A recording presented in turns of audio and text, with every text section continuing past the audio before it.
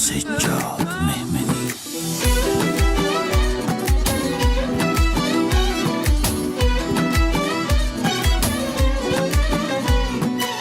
Bir nefer var benim canıma candı, onun eşki bu kalbime yatandı. Bir dünya gider ben onu sevrem yürekten, birinen deme olmaz.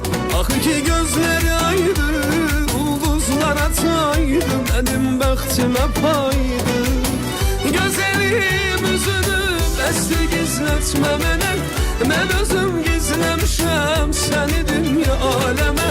Gözəlim adını qəlbimə bağlamışam, sənəmin cümlədə mən canımı qurbanlamışam. Ey canım alan yar, tek mənim olan yar, sən canımı istə, verrəm gözümü üstə.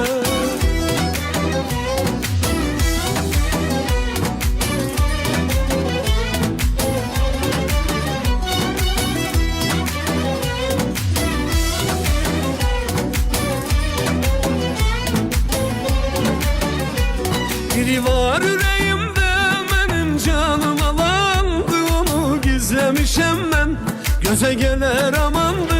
Adillen demək olmur mənə canlı nefesti.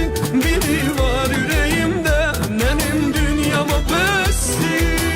Gözəlim üzünü bəsdi gizletmə mənə, mən özüm gizlemişem səni dünya aləmə.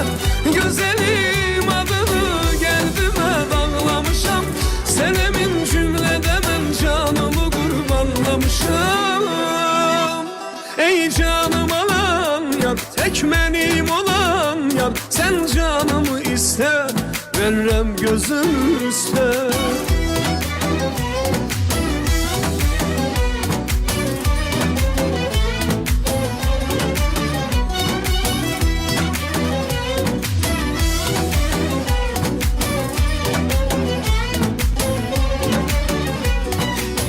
Gözəlim üzünü bəsli gizletmə mənə, mən özüm gizləmişəm səni dünya aləmə.